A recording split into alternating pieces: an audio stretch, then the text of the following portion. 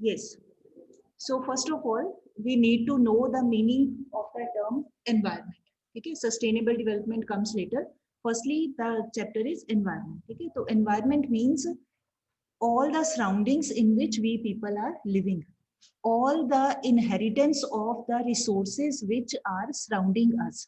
Like for example, we are sitting here in this classroom, so these four walls, chart, fan, whatever is available in this room, these are our resources, or these are our we can say inheritance. We have got inherited. Inheritance वो property वाला नहीं, inheritance मतलब wherever we are living but is surrounding us. ठीक है, so यहाँ पर लिखा है planetary inheritance and totality of all resources. Planetary inheritance का मतलब planet, and on which planet we all people are living? Earth planet. So on this earth, as human beings, as the survivors of this planet, हमें क्या available हुआ है nature की ओर से, क्या हमें अवेलेबल हुआ है? We have got all the mountains, all the rivers, all the resources lying below the earth, minerals, air, water, all oceans, rivers, everything has been given to us by nature. ठीक है, planet के ऊपर हमारे birth से पहले भी था, हमारी डेथ के बाद भी रहेगा, ये सारा हमारा इनहेरिटेंस है. ठीक है, सारे ही रिसोर्सेज. रिसोर्सेज मतलब you have already read in 10th class also. Resources का मीनिंग होता है all those things which are useful to us, which help us to increase our productivity. ये लैपटॉप, ये बेंच, डाइस, ये हमारे लिए रिसोर्स हैं. क्यों? क्योंकि ये हमारे काम करने में हमारी हेल्प कर रहे हैं. तो जो भी चीज हमारे लिए यूजफुल है, हमारे काम करने में हेल्प करती है, that thing is a kind of resource for अस.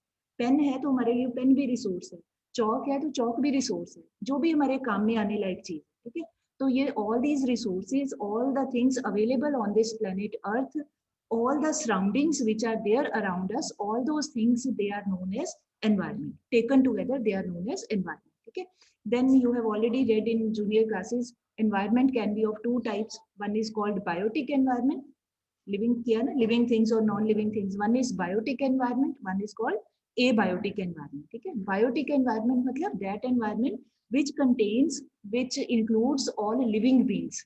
तो living beings में क्या आ जाता है? Plants and animals. Human beings are also a kind of animal. आपने पढ़ा होगा, पहले कई बार पढ़ते हैं, man is a social animal. तो हम भी एनिमल ही हैं, अपने आप को ह्यूमन कहते हैं क्योंकि सभी एनिमल किंगडम में human beings are more wise, intelligent, they are in a position to make use of the resources. तो अदरवाइज तो है, तो एनिमल किंगडम का ही पार्ट है हम सारे. तो ऑल द प्लांट्स, जो भी चीज बढ़ती है, ग्रो करती है, वो लिविंग बीइंग है. प्लांट भी एक सीड से देखो सरवाइव करता है, बड़ा होता है, ग्रो करता है, सैपलिंग बनती है, फिर बड़ा होता है, फिर हार्ड हो जाता है, वो भी ग्रो करता है, फिर उसका भी डिके होता है. तो जिस भी चीज की बर्थ, ग्रोथ, डिके होता है, वो सारे लिविंग चीजों में माने जाते हैं. तो एनवायरमेंट मीन्स बायोटिक एनवायरमेंट मतलब all living things including plants and animals. अब इसके बिल्कुल ऑपोजिट एबायोटिक एनवायरनमेंट मतलब that environment which includes non living things, जो अपने आप से नहीं, जिनका ग्रोथ होता है या बर्थ होता है, नेचुरली मिल जाती हैं. तो उसमें आ जाता है एयर है, वाटर है, सारे मिनरल्स हैं जो जमीन के नीचे मिलते हैं, ये सारे हमारे लिए क्या बन जाते हैं? एबायोटिक एनवायरनमेंट या एबायोटिक लिविंग्स या एबायोटिक रिसोर्सेज. कई बार टर्म अलग अलग पूछ लेते हैं, तो आना उसका मीनिंग यही है, नॉन लिविंग रिसोर्सेज. ठीक, उसके बाद नेक्स्ट है हमारा वेरी इंटरेस्टिंग कि फंक्शंस ऑफ द एनवायरनमेंट.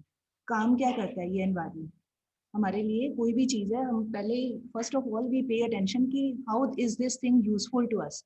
तो फंक्शंस मतलब वर्क्स डन बाय एनवायरनमेंट, वो कौन कौन से हैं? First one is very simple, ना भी पूरा पढ़ना हो, एक बार रीडिंग ले लेना, you will be easily able to write. First is provides resources for production. तो whatever type of resources we are getting in our life, if we are a producer, तो हम कई तरह के रिसोर्सेज यूज करते हैं. They can be renewable resources, non renewable resources. Meaning ये आपने पहले किए हुए हैं, that's why I am not going in the depth. तो ये all types of resources, from where do we get? We get from environment. कोई अपने घर से कुछ आप नहीं बनाते, हमें बाहर से ही मिलता है, जमीन से ही मिलता है. तो all these types of renewable कौन से होते हैं? Which get renewed themselves automatically, अपने आप ही उनका रीजनरेशन होता रहता है. And non renewable which once lost cannot be made again easily. जैसे कोल है, पेट्रोलियम है, lakhs and crore of years लगते हैं दोबारा से बनने में, पर तब तक तो हमारे लाइफ स्पैन तो खत्म ही हो चुका होता है ना. हम ज्यादा से ज्यादा 70-80 और भी बड़ा तीर मार लें 100 ईयर्स, तो इससे ज्यादा तो नहीं जीते एक आम ह्यूमन लाइफ. तो हमारे जैसे कितने ह्यूमन बींग्स आएंगे जाएंगे करोर्स ऑफ ईयर्स के बाद वो रीजनरेट होता है, तो इस करके उनको बोल देते हैं नॉन रिन्यूएबल, भी जल्दी बनते नहीं। ठीक है, तो all types of resources which are required for production of various types of goods and services, they are got from the environment. तो ये हो गया इसका first function, right. Second is environment assimilates waste. Assimilates word means absorbs या adjusts. assimilate होता है वैसे meaning होता है इकट्ठा करना, टू कलेक्ट, बट यहाँ पर कलेक्शन वर्ड की बजाय we can get a better meaning absorb. तो एनवायरमेंट assimilates वेस्ट का मतलब है जैसे we all people we do cleaning in our homes, school, सब जगह क्लीनिंग करते हैं। Waste material we take out, garbage bin में डाल देते हैं, तो वो गार्बेज बिन वाले भी कहाँ जाकर कहीं फेंक देते हैं। तो अपने घर से तो हमने निकाल लिया, बट वो सारा गार्बेज जो भी वेस्ट है वो सारा का सारा है तो इसी अर्थ के ऊपर है। अपने घर से निकल गया, सिटी के बाहर निकल गया कहीं खाली जगह, बट वो खाली जगह भी इसी अर्थ के ऊपर है, तो वो कहीं ना कहीं अपने आप ही वेस्ट गल जाता है, सड़ जाता है, जो भी होता है उसका, तो वो सारा का सारा that is adjusted by the environment. ठीक है, तो कोई ऐसा नहीं है कि हमने मान लो ओशन में भी फेंक दिया, किसी रिवर में भी डाल दिया, किसी जगह डंप कर दिया, जो भी किया है तो इसी अर्थ के ऊपर, तो अपने आप ही वो एडजस्ट होता है, अपने आप ही वो एब्जॉर्ब होता है, right. Next is environment sustains life. Sustains life का मतलब है all those things which are required for the maintenance of life. जैसे सबसे इंपॉर्टेंट क्या है, जैसे एयर है, तो एयर के बिना वी कांट ब्रीथ, सांस नहीं ले सकते 2 मिनट। इवन मास्क भी लगाते हैं, जब शुरू शुरू में लगाया था तो मतलब बड़ा ऑकवर्ड लगता था, आदत नहीं थी ना, ऐसे लगता था जैसे सांस घुट रहा है, मतलब अजीब सा लगता था। अब now we have become habitual, but otherwise वो सारी की सारी air in which we are breathing, that is the essential part of our survival, तो वो हमें एनवायरमेंट से वी गेट। फिर उसके बाद पानी है, वाटर है, उसके बिना भी मुश्किल है हमारा जीना, तो water also we get from the environment. Sunshine है, सन के बिना, धूप के बिना प्लांट्स और एनिमल्स सर्वाइव नहीं कर सकते। ठीक है, उस हीट एनर्जी के बिना we people can not live on this earth, तो वो भी हमें नेचर से मिलता है। तो all these things which are required for life, they all those things they are obtained from the environment, that is why it is called कि it maintains life या इट सस्टेन्स लाइफ। ठीक है, next है it provides aesthetic services. Aesthetic services का मतलब होता है when we want to enjoy some natural beauty, जैसे सिटी की मतलब एक बड़ी फास्ट लाइफ के बाद किसी जगह थोड़ा किसी हिल स्टेशन पे जाएं या वैसे किसी विलेज में ही चले जाएं, तो वहां देखते हैं बड़ा आसपास बड़ा एक नेचुरल ग्रीनरी है, एक बड़ा पीसफुल सा माहौल है वहां पे, और एक हमें थोड़ी देर के लिए लगता है कि हाँ भी लाइफ इज कूल काम, एक रूटीन सिटी के भागदौड़ के बाद, है ना। तो इसका मतलब जब हमने कोई नेचुरल ब्यूटी देखनी है तो लोग माउंटेन्स पे जाते हैं, हिल्स पे जाते हैं, या किसी रिवर्स के किनारे जाते हैं, या वैसे एक नेचुरल सीन कहीं भी वो वहां जाना चाहते हैं, because that place provides calmness to mind, peacefulness to mind. हमें एक हेक्टिक एक बड़ी रनिंग लाइफस्टाइल से हमें वो थोड़ी देर के लिए हमें चैन मिलता है, हमें शांति मिलती है, तो वो भी हमें एस्थेटिक सेंस मतलब एस्थेटिक ब्यूटी, नेचुरल ब्यूटी, वो भी हमें नेचर से मिलती है, and from where nature comes, nature means environment. तो ये सारा कुछ मतलब माइंड की रेस्ट के लिए भी एनवायरमेंट है, बॉडी की जरूरतों के लिए जो प्रोडक्ट्स हमें चाहिए उसको बनाने के लिए भी एनवायरमेंट है, जीने के लिए भी whatever we require, that is also found in the environment. Okay, so all these are kitne total? Okay, so all these things they are performed by, these functions are performed by the environment. ठीक है जी, उसके बाद ये important है, ये 1 mark या 2 marks में आ सकता है, कैरिंग कैपेसिटी, कि एनवायरमेंट का जो यूटिलिटी है that is because of its carrying capacity. Now question arises कि what is meant by this carrying capacity. तो कैरिंग कैपेसिटी वर्ड या term, it has 2 parts to be understood. First is resource extraction should remain below the rate of resource generation. 2 words are to be underlined, resource extraction and resource generation. ठीक है, तो resource extraction का मतलब जो भी हम resources को, extract का मीनिंग होता है निकालना, तो क्यों निकालते हैं, जैसे मिनरल्स है खास करके, तो क्यों निकालते हैं उनको, यूटिलाइज करने के लिए, मैन्युफैक्चरिंग के काम में यूज करने के लिए, कुछ ना कुछ बनाने के लिए। तो वो जिस रेट के ऊपर हम एक्सट्रैक्शन कर रहे हैं, क्या उसी रेट के ऊपर रिसोर्सेज बन भी रहे हैं, नेचुरली जनरेट हो रहे हैं कि नहीं हो रहे हैं। अगर ये extraction is less and generation is more, then तो एवरीथिंग इज फाइन, फिर नेचर में बन रहा है सब कुछ, ज्यादा क्वांटिटी में हमें मिल रहा है और हम उसकी यूटिलिटी कम कर रहे हैं, यूटिलाइजेशन कम कर रहे हैं। जैसे मान लो आप खर्च करते हो 20 रुपीज इनकम है आपकी सिर्फ 10 रुपीज, तो इसका मतलब you are going on the negative side. But अगर आपकी इनकम है 20 रुपीज और आप खर्च करते हैं सिर्फ 5 रुपीज या 7 रुपीज या 10 rupees, then you are on a better side कि आपके पास बचा हुआ है। ठीक है, तो रिसोर्सेज को एक्सट्रैक्ट करना नो डाउट काम के लिए करते हैं, but if that rate of extraction is more than the rate of generation, then there is problematic issue. ठीक, तो generation should be more as compare to extraction. Second is generation of waste should remain within the absorption capacity of the environment. इसका meaning है कि हमारे environment में, हमारे आसपास में जितना वेस्ट मटेरियल एडजस्ट हो सकता है, मतलब उसको कवर किया जा सकता है, उतना ही हमें करना चाहिए जनरेशन ऑफ वेस्ट। इसका मतलब ऐसे देख लो, जैसे now these days population is increasing through out the world, पूरे अर्थ के ऊपर ही पॉपुलेशन इज इंक्रीजिंग, तो जितने लोग हैं they are making use of variety of things. कितने ही वेस्ट पेपर निकालते हैं, वेस्ट खाना पीने रैपर्स हैं, मतलब कितना वेस्ट मटेरियल जनरेट करते हैं।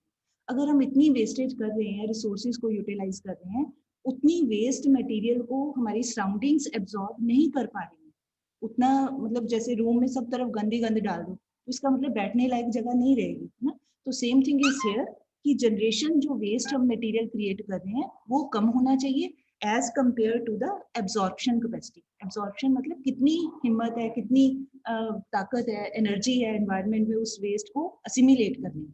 तो अगर ये दो चीजें होती हैं within limits, extraction is less, generation is more. Similarly secondly, waste material की generation is less as compared to absorption capacity, then we say that environment is having a good carrying capacity, कि ये carry कर सकता है, ये दुनिया को अपने साथ लेके चल सकता है, ठीक ठाक काम इस अर्थ के ऊपर चल रहा है। ठीक, बट अब in reality this is not happening, reverse हो रहा है, वो आगे हम पढ़ेंगे। नेक्स्ट है रीजंस फॉर एनवायरमेंटल क्राइसिस। तो ये सारे जो पॉइंट्स हैं एक्सप्लेनेशन के, briefly I am going to tell, but आपने सिर्फ रीड कर लेने, you may learn the headings only, they are more than enough. नीचे दिया हुआ है ना, ये रीजंस फॉर एनवायरमेंटल क्राइसिस। ठीक है, these are to be learned, these rest of the detail you can read, very simple and easy, अपने आप एक एक लाइन बना सकते हैं। So first is population explosion and advent of industrial revolution. Advent होते coming या arrival। तो first foremost cause, अगर आपको याद हो तो 11th क्लास में we have read one concept, positive economics and normative economics. उसमें क्या था ना, पॉजिटिव होता है कि whatever things are there, real life situations, problems are there, उसकी study that is called positive, and how to overcome those problems, what should be done, what should be an idealistic situation, suggestive situation, that is called normative. तो ऐसे यहाँ पर है population explosion, this is a realistic issue through out the over this planet, की population is increasing. तो जितनी population is increasing उसकी demands भी उतनी बढ़ती जा रही हैं। सब लोगों ने खाना पीना है, सब लोगों ने जीना है, चाहे जैसे भी करें, but their requirements are there, खाने की, कपड़े की, रहने की और बेसिक नीड्स ऑफ लाइफ, सब चीजों की जरूरत है। तो जितनी ज्यादा जरूरत है उतना ही एक्सट्रैक्शन होती है एनवायरनमेंट में से। ठीक है, तो population is the root cause of all the problem. And advent of industrial revolution, advent मतलब अराइवल। तो अगर if you remember in history last classes में यू हैव रेड, कहाँ पर इंडस्ट्रियल रेवोल्यूशन स्टार्ट हुआ था? ब्रिटेन में, इंग्लैंड में। फ्रेंच रेवोल्यूशन याद है? तो फ्रेंच रेवोल्यूशन से थोड़ा पहले, around that time period, England में मशीन्स की सारा इनोवेशन हुआ, स्टीम इंजन का पता चला, इलेक्ट्रिसिटी का पता चला, तो उसके करके इंडस्ट्रीज का काम एकदम एट ए हाई स्पीड वो स्टार्ट हो गया। तो इंडस्ट्रीज के आने के साथ ही production took place at a large scale, ज्यादा मास स्केल के ऊपर। इंडस्ट्री का मतलब ही होता है, प्रथम बेटे you can go home, phone पे भी बात हो सकती है। All this will get recorded and ma'am also checks whenever she gets time, so you people will come in limelight. So with this industrial revolution, earlier in the beginning it started from England, but later on its impact was felt in other European countries, neighborhood countries, Germany है, France है, बाकी Switzerland, जो भी आसपास के neighbouring countries थे, Spain, Portugal, ये सभी कंट्रीज में भी इंडस्ट्री स्टार्ट होगी। फिर उसके देखा देखी after Europe, then it came to other parts of the world, America में, उसके बाद एशिया में, अफ्रीका में तो चलो अभी भी कम है, बट कहने का मतलब कि इंडस्ट्रीज के, मशीन्स के आने के बाद लार्ज स्केल के ऊपर production started And when large scale production takes place, that means excessive utilization of resources found from the environment. तो उसके करके भी रिसोर्सेज का नुकसान होता है, मीन्स एनवायरमेंट पोल्यूशन होता है. ठीक है. नेक्स्ट है extensive extraction of renewable and non-renewable resources. We can cover up this point with the same. जितने भी renewable and non-renewable resources हैं, their maximum use is taking place. जैसे पेट्रोलियम है, खास करके पिछले 50 to 60 years के बीच में पेट्रोलियम प्रोडक्ट्स का एक्सेसिव यूज होना स्टार्ट हो गया. All countries of the world, ऐसा नहीं कि सिर्फ अमेरिकन कंट्रीज हैं या यूरोपियन कंट्रीज हैं, एशियन कंट्रीज, वो भी सभी जगह पेट्रोलियम के बिना काम नहीं चलता है. तो ये कौन सा प्रोडक्ट है, कौन सा मिनरल है, ये नॉन रिन्यूएबल है, जल्दी से नहीं बन सकता. Similarly coal is used for electricity generation mainly, otherwise domestic purposes भी हैं, बट इंडस्ट्रियल लेवल के ऊपर फॉर पावर जनरेशन कोल को यूज करते हैं या पेट्रोलियम प्रोडक्ट्स को यूज करते हैं. तो वो सारे भी हमें नेचर से मिलते हैं. That means non renewable resources are being utilised at a very faster rate and their generation is less. Similarly, renewable resources are also being utilized at a large scale. अब कहने को तो वी पीपल से water is a renewable resource, क्या ही देते हैं ना, air is a renewable, अपने आप ही ठीक होता रहता है. बट अगर हम उसको ठीक होने वाली हालत में रखते ही नहीं है, रिवर्स को ही पोल्यूट करते जा रहे हैं, एयर को ही पोल्यूट करते जा रहे हैं, कहने के लिए ये रिन्यूएबल रिसोर्स है. बट अगर हम इतना स्मोक इंजेक्ट करते हैं एनवायरनमेंट में, ट्रैफिक जैम होता है, कितना धुआं निकलता है, कितनी प्रॉब्लम्स होती हैं, पानी को गंदा कर रहे हैं, तो दैट मीन्स कि वो भी एक तरह से हमारे लिए एक्सटिंक्ट होते जाएंगे. आज की डेट में अगर हम कहें जैसे हरिद्वार नहाने जाएं, तो कोई कहे कि वहां से पानी पी लो, तो पानी पीने लायक मन नहीं करता, चाहे हम बहुत उसके लिए दिखाते हैं, रिगार्ड दिखाते हैं, है ना, बड़ा उसको रिस्पेक्ट करते हैं, बट पीने के लिए कोई कहे तो पी नहीं सकते. इसका मतलब क्या हुआ कि चाहे वो एक वाटर एक रिन्यूएबल रिसोर्स है, बट हम उसको उस हालत में रख नहीं रहे हैं, तो ये भी एक हमारा प्रॉब्लम का इशू बनता है. ठीक है.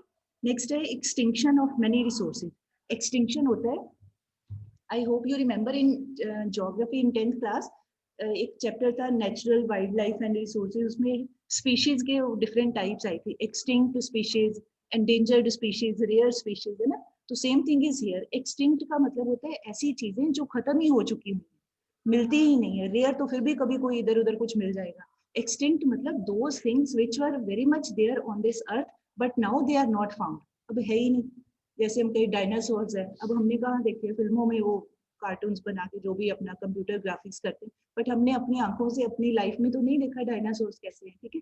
तो ऐसे ही कई ऐसे मिनरल्स हैं जो इस प्लेनेट के ऊपर, इस अर्थ के ऊपर खत्म होते जा रहे हैं because of their excessive utilisation. कईयों का तो हमें पता ही नहीं है, क्योंकि we people don't deal directly. हम तो जैसे पढ़ने बढ़ाने का थ्योरेटिकली बात करते हैं, तो इवन देन बहुत सारे ऐसे रिसोर्सेज हैं which were there but now they are not found. वो क्यों? क्योंकि उनकी एक्सेसिव यूटिलाइजेशन होती ही जा रही है. ठीक है. नेक्स्ट है affluent consumption and production standards.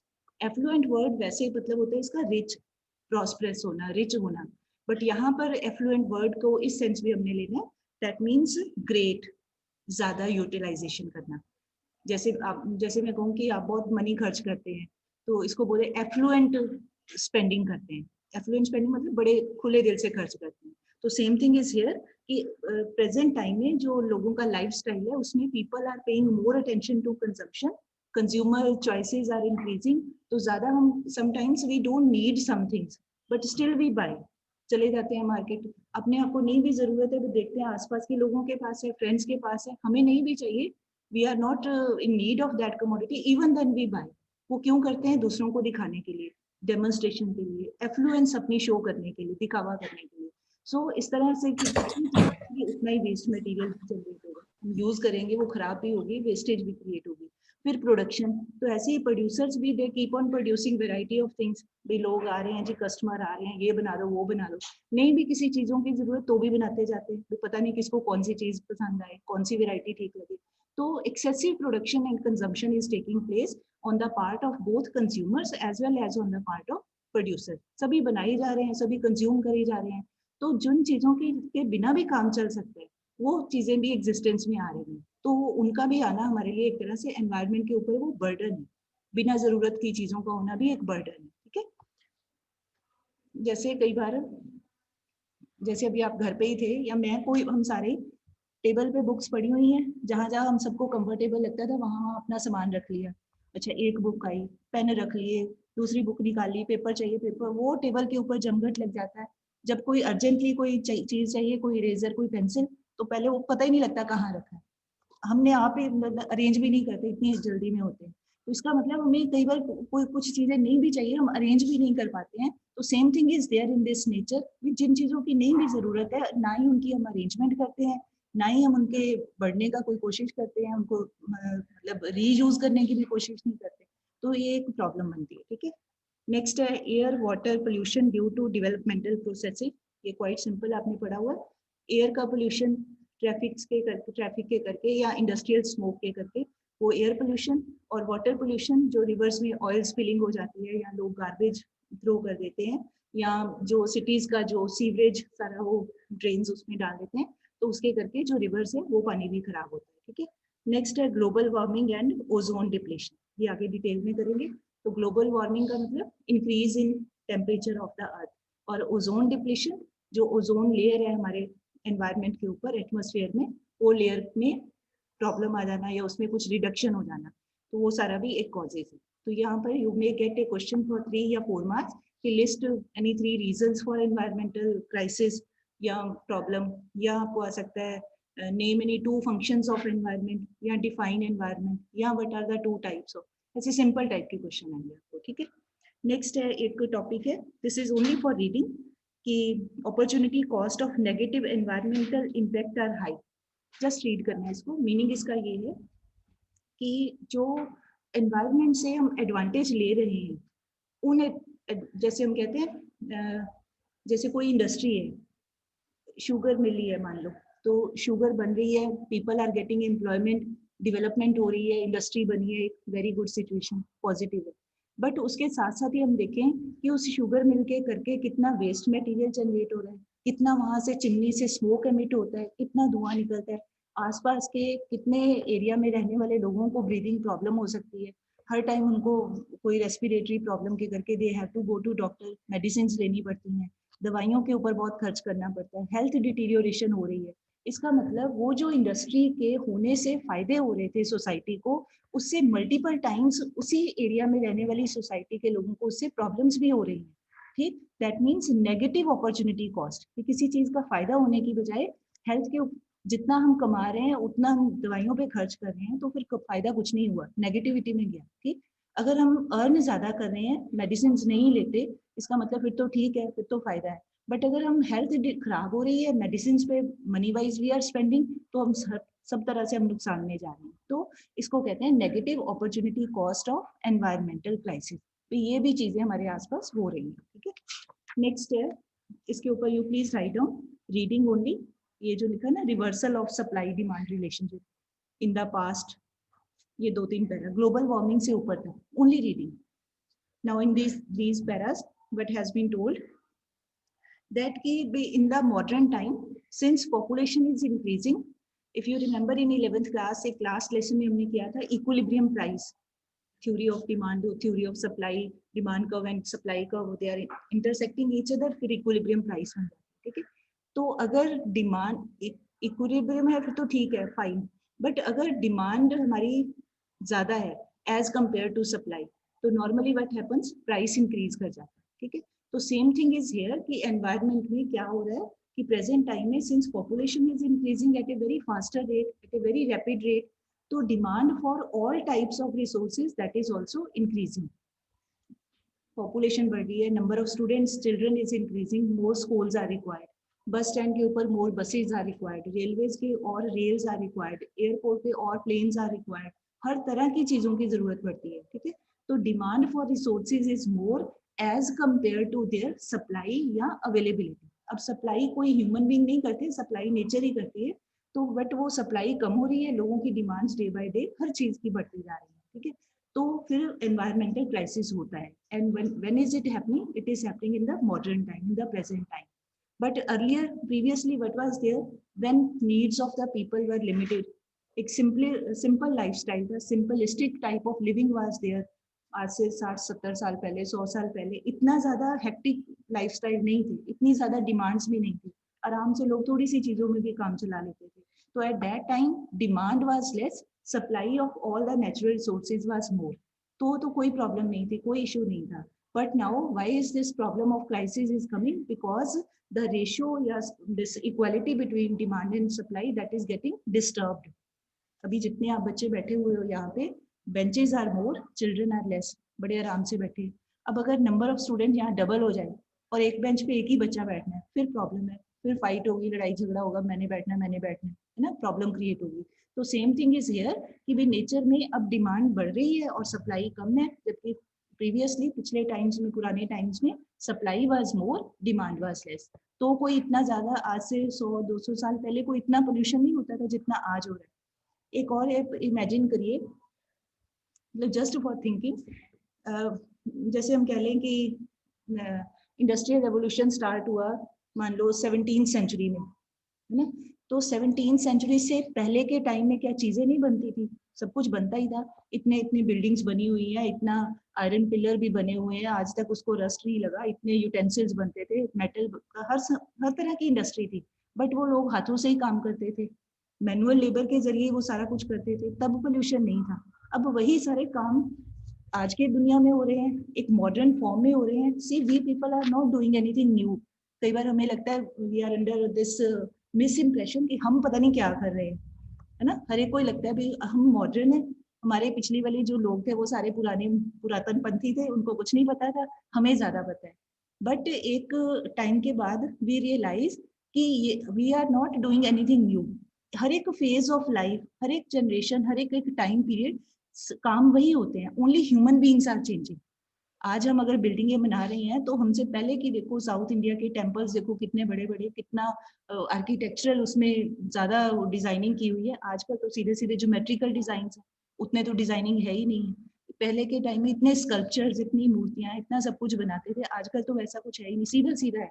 तो हम लोग कुछ ऐसा नहीं करते, बट ओनली क्या होता है, हमें लगता है कि we are in modern time and our forefathers ancestors, उनको कुछ नहीं पता था, दे वर यूजलेस पीपल, उनको इतनी समझ नहीं थी. But the same cycle gets repeated.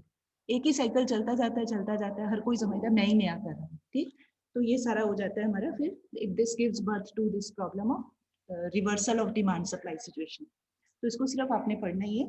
Next is global warming. Now global warming का क्या मतलब है? ग्लोबल वार्मिंग मतलब increase in average temperature of the earth's atmosphere and oceans. और सिंपल वर्ड्स में अगर हमने कहना हो कि temperature which is found on the earth atmosphere का, उसका राइज हो जाना. ठीक है. अब वो राइज जब हो जाता है तो that rise in temperature is not meant for a particular person और फॉर ए पर्टिकुलर कंट्री. ये राइज इन टेम्परेचर सिर्फ इंडिया के लिए नहीं हो रहा है. The same rise in temperature problem is for America also, for England also, China also, Pakistan, दुनिया सब देशों के लिए, सब कंट्रीज के लिए सेम प्रॉब्लम इज देयर. तो ग्लोबल वर्ल्ड का मतलब है होल ऑफ दिस अर्थ, सारी दुनिया, होल ऑफ द वर्ल्ड. तो जब उसके टेम्परेचर में राइज होता है तो that is a very serious problem, very serious issue. अभी शायद हमें इतना महसूस नहीं हो रहा है, बट इसका क्या इफेक्ट्स होंगे that I am just going to tell. तो इसके पहले है कि कॉजेज क्या क्या है. कॉजेज दो तीन इसके हैं. फर्स्ट है बर्निंग ऑफ. कॉजेज पे आप टिक लगा लो. सिर्फ सारा याद करने की there is no need to learn all the lines, they are only for reading. Main main आपने लर्न करना है, मीनिंग एंड देन कॉजेज, वो भी main points only. burning of coal and petroleum products, then deforestation, methane gas released in animal waste, increased cattle production which leads to deforestation, use of fossil fuels. Simple reason. ठीक है, ये repeat ही होगा बार बार. कोल और petroleum का maximum use हो रहा है, या मिथेन गैस जो एनिमल वेस्ट मटेरियल होता है उसमें मिथेन गैस इज मोर. तो जो हमें ऑक्सीजन चाहिए उसमें थोड़ी सी वो एक्सेसिव, जैसे कार्बन डाइऑक्साइड है या मीथेन है, these are pollutant gases, pollution करने वाली गैसेज हैं. तो जो यूजफुल गैसेज हैं वो कमी होती जाती है, और जो नॉन यूजफुल गैसेज है उनकी क्वांटिटी बढ़ती जा रही है एटमॉस्फेयर में. अब उसको वो किसी हाथ से भी नहीं पकड़ सकते कि उसको कोई कैच भी नहीं कर सकते, वो तो फिर उसको रोकना ही पड़ेगा उसकी जनरेशन को. तो ड्यू टू दीज डिफोरेस्टेशन हो रही है. एक तरफ हम कहते हैं India is at number 1 with regard to total cattle in the world, सबसे ज्यादा यहाँ पर एनिमल्स हैं, तो कैटल रियरिंग का काम है, वो तो ठीक है. बट वो कैटल रियरिंग के साथ और उनको खाना पीना चाहिए, उनको फॉडर चाहिए, चारा चाहिए, उतनी ज्यादा एग्रीकल्चर के लिए लैंड चाहिए, उतनी ज्यादा ट्रीज को काटा जाएगा, तो उसके लिए तभी फॉडर को ग्रो किया जा सकता है. फिर उतना ही ज्यादा डिफोरेस्टेशन होगा। तो ये सारी चीजें ऑल आर इंटर रिलेटेड। तो all these things are leading to global warming. अब इसका इफेक्ट क्या होगा? Now please underline this first point, very very important. तो ग्लोबल वार्मिंग के करके जो एक डायरेक्ट इफेक्ट पड़ेगा, that effect is ice is melting.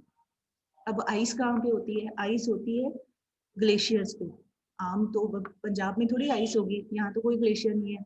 जो हिली एरियाज हैं, हाई माउंटेन्स हैं, जहाँ पर स्नोफॉल होती है, यहाँ ग्लेशियर्स हैं।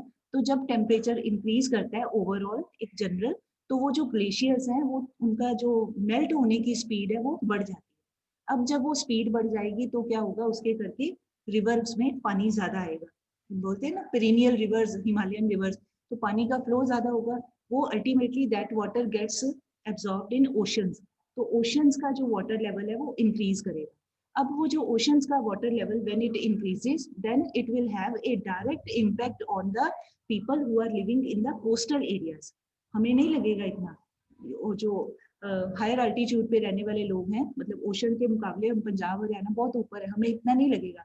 बट जो लोग रहते हैं कोलकाता में, मुंबई में या बाकी सारा कोस्टल एरिया, तो एक बार मुझे exact time I am not able to remember, एक बार आया था कि अगर ये जो ग्लेशियर्स हैं अगर वो ऐसे मेल्ट करते रहे, तो आने वाले 100 पता नहीं 200 ईयर्स में, 100-200 साल में, जो कोस्टल सिटीज हैं जैसे मुंबई है, ऐसे वर्ल्ड के और भी सिटीज का एग्जाम्पल दिया था, वो मतलब 4-4, 5-5 इंच वो पानी में डूब जाएगा। मतलब जो अभी उनका लैंड सरफेस है वो पानी में डूबता जाएगा, और एक टाइम आएगा कि वो सिटीज खत्म हो जाएंगी। अगर मतलब कोस्टल का मतलब ही किनारे के ऊपर है, तो अगर पानी का ही लेवल बढ़ता जाएगा, वो सब जो घर बिल्डिंग पीपल है मैन्युफैक्चर जो भी बनाया वो सब डूब जाएगा। तो ये इसका इफेक्ट पड़ेगा, ठीक है। और उसके करके फिर, और जितने आपने देखा ही होगा कि जितने कोस्टल सिटीज हैं, खास करके port towns, maximum development has taken place in those port areas. World का सबसे ज्यादा ट्रेड जो है वो पोर्ट सिटीज से ही होता है। तो ऐसे सिटीज अगर डूब जाएंगे फिर प्रॉब्लम है, ठीक है। तो यहाँ पर आप underline you can do ice is melting, then steep rise in sea level, and number 3 you can do coastal flooding. ना भी कुछ याद हो तो बस इतना ही कर लेना। नेक्स्ट है hurricanes and other tropical storms, and then tropical diseases. Tropical storms होते हैं, if you would have noticed, every year in India, खास करके उड़ीसा, बंगाल, तकरीबन हर साल, यहाँ पे आंध्र प्रदेश, हर साल ही गवर्नमेंट की ओर से एडवाइजरी इशू करते हैं कि जी कोस्टल एरिया वाले लोग अपना एरिया खाली कर दो, यहाँ पे फ्लड आ सकते हैं, यहाँ पे हरिकेन्स, हरिकेन मतलब तूफान जो होते हैं, वो स्टॉर्म्स आ सकते हैं। और अभी पिछले साल ही बंगाल में, उड़ीसा में बहुत ज्यादा नुकसान हुआ था, बहुत मतलब लोग भी डेथ होती है। अभी तो फिर भी वेदर डिपार्टमेंट की ओर से फोरकास्टिंग कर दी जाती है, और जो डिजास्टर मैनेजमेंट टीम्स है पहले ही रेस्क्यू कर लेती हैं, बट इवन देन लोगों की जो प्रॉपर्टी जो भी उन्होंने बनाया होता है वो खराब हो जाता है ना, प्रॉपर्टी का नुकसान होता है। तो ये सारी प्रॉब्लम्स भी होती हैं अगर ये ऐसे ग्लोबल वार्मिंग बढ़ता रहा। फिर है diseases, malaria, cholera, dengue, chikungunya. Chikungunya भी मॉस्किटोज के करके एक वायरल इन्फेक्शन होता है, तो these problems can be there. फिर थाउजेंड्स ऑफ स्पीशीज, जैसे polar bear, they can become extinct. तो अगर ग्लेशियर्स दे आर मेल्टिंग, तो ग्लेशियर्स के ऊपर रहने वाली जो नेचुरल स्पीशीज हैं, पोलर बियर्स हैं या जो और भी एनिमल्स वहाँ पे जो कुछ भी होता है, तो उनका रहने का जो हैबिटेशन है वो खत्म हो जाएगा। तो हैबिटेशन खत्म हो गई तो वो एनिमल्स भी एक्सटिंक्ट होते जाएंगे। कई बार ये देखते हैं हम लोग, न्यूज में आ जाता है, कई बार लायंस सड़कों पे घूम रहे हैं, या खास करके वो गिर फॉरेस्ट के आसपास बाहर आ जाते हैं। तो जितना जितना वो उनका हैबिटेशन एरिया लॉस होगा, उतना ही वो एनिमल्स भी, क्योंकि रहने को जगह नहीं, खाने पीने को कुछ मिलना नहीं, तो वो भी एक्सटिंक्शन उनकी, they come on the verge of extinction, ठीक है। तो ये सारे इसके कुछ मेन इफेक्ट्स हैं। This was all about global warming. ये आपने ज्यादा ध्यान से करना है, 3 मार्क्स में आ सकता है। Define global warming, mention its causes या मेंशन इट्स इफेक्ट्स, तो ये आ सकता है। नेक्स्ट जो है ozone depletion, that we will do tomorrow, ठीक है। आज के लिए इतना ही करते हैं। ओजोन डिप्लीशन बस सिंपल ही है। उसके बाद today you are advised to read this part, challenges to India's environment. ये सारा आपने 10th में पढ़ा हुआ है, ज्योग्राफी में everything you have read. Challenges to India's environment, ये लैंड डिग्रेडेशन, ओनली रीडिंग, ठीक है। This degradation of forest, soil erosion, biodiversity loss, air pollution, याद है ज्योग्राफी में 10th क्लास में पढ़ा हुआ है सारा. So you just have to read only. जो लैंड डिग्रेडेशन है उसके कोई 4-5 कॉजेज आपने याद करने, बाकी सारा रीड करना है. रीडिंग फॉर दिस रीजन कि इन केस एनीथिंग कम्स, ज्यादा से ज्यादा 1 मार्क में या 2 मार्क्स में इन केस अगर आ जाता है तो you should be in a position to write. कोई इतना नहीं है कि आप लिखना पाओ, very simple and easy. So this part you will be reading at home. ये मैंने नहीं बताना है, कुछ भी पढ़ा हुआ है पहले ही, तो बाकी का we will be covering tomorrow. Okay. So any point you can see, if any word is not clear, any line is not clear, that I can explain. I think I have already told in this chapter, जो deleted syllabus मतलब revised syllabus में है, उसमें हमने करना है this meaning, sustainable economic development, meaning, effects of economic development on resources and environment, including global warming. अब इससे हमें it is not becoming clear कि हम क्या करें और क्या ना करें, है ना. अब जैसे हमने एनवायरनमेंट का कर लिया, बट यहाँ से क्लियर नहीं हो रहा है कि एनवायरनमेंट करना था कि नहीं करना था. So that is why we will do all the things कि आ जाए तो हमें कोई इतना नहीं लगना चाहिए कि we are not able to do. सारा मेन सारा कर लेंगे, बस आपने जो इंडिया वाला पार्ट है वो खुद कर लेंगे. ठीक. सो टुमारो, कल में ये हो जाएगा. इसके बाद you have to bring this macro economics book. उसमें चैप्टर स्टार्ट करेंगे बैलेंस ऑफ पेमेंट. अब हमारा बस ये मतलब कल हो जाएगा. Tomorrow very easily we will be able to do. आप ऐसे करिएगा, थोड़े से बच्चे चाहे मैक्रो इकोनॉमिक्स मैक्रो वाली बुक भी ले आना. थोड़ा ही है ये, आप देखोगे सस्टेनेबल डेवलपमेंट सिंपल ही है. ठीक है. तो we will start balance of payment chapter. उसके बाद करेंगे फॉरेन एक्सचेंज वाला. After that comparative development analysis. और उसके बाद एंड में जो प्रोडक्ट मेथड के न्यूमेरिकल्स थोड़े से आते हैं we will be doing those. ठीक है जी. With this, I want to thank you all.